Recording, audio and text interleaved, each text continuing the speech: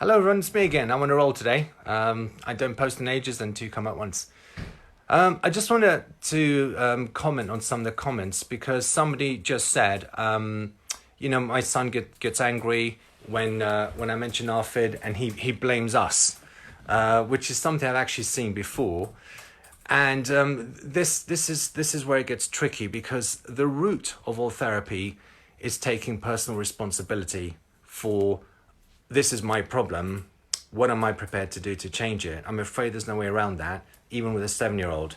So this is obviously why it's trickier with the younger children because they're used to abdicating responsibility to their parents. Many times in the session, I'll say, do you still want to have this old, limiting, unpleasant life, or do you want this new life where you're healthier and happier and stronger and taller, etc.? And many times, a young person will just go like this, like, oh, I don't care, I've got nothing to. And you think, well, this is your life. How can you be so blasé? How can you be so uninterested in this? It sort of boggles the mind. So why would a person do that? And I just think, I don't know exactly what's going on, but there is a sense of this increasing deferring of responsibility to parents or schools or maybe the government or whatever the case may be, where young people are saying, I'm angry, I'm complaining, it's someone else's job to make this better. So that's where we have a lot of problems in therapy when that kind of attitude is happening. And as I said before, if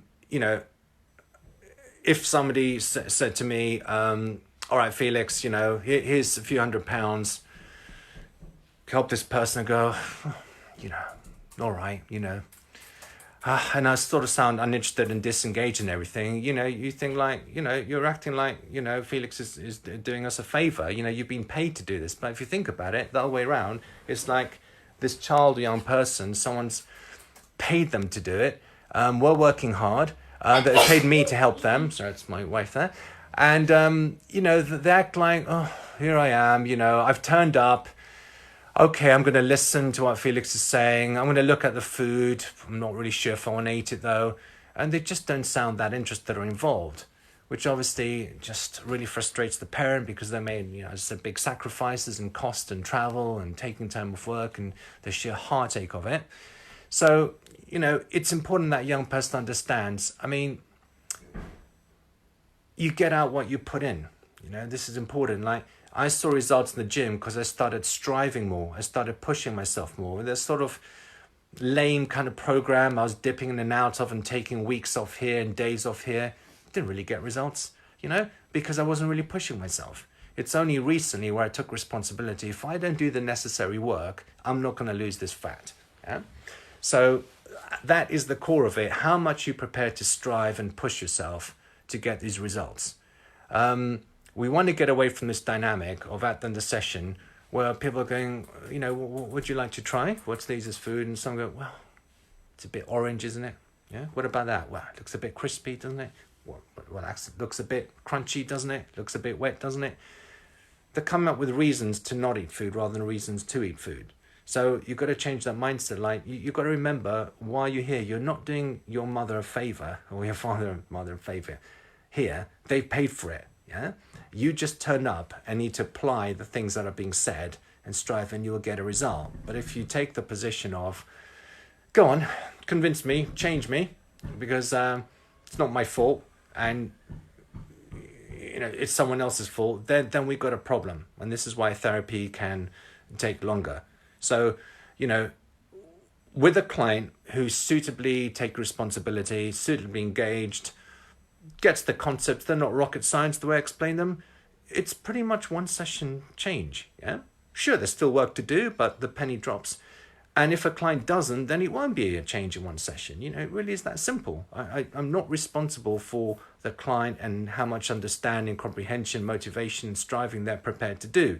That's in the other person's hands. I can explain that about them and get them to take responsibility more, but it still ultimately does depend on the client. So what I'd recommend then in terms of responsibility is it's important, and clients, as I said in the comments, are very sensitive to being perceived to be manipulated or pushed. So the indirect approach works far better, very choice driven. Okay, look, it's your life. You know, you're 14 or 15 or 16, you're old enough to start making your own decisions. I can't do this for you. If you decide to help yourself, I will help as well. Arrange the fees for the travel, but you got to decide whether you're okay being this way or you're prepared to the other way, like all these other people that have been helped and you know, and did something about it. But it's on you now. It's really up to you. I'm afraid that indirect approach is, if anything's going to work, it's going to be along those lines. So if you have any comments, put them there. And for all we know, we'll do a third post today. I'm on a roll. So catch up soon.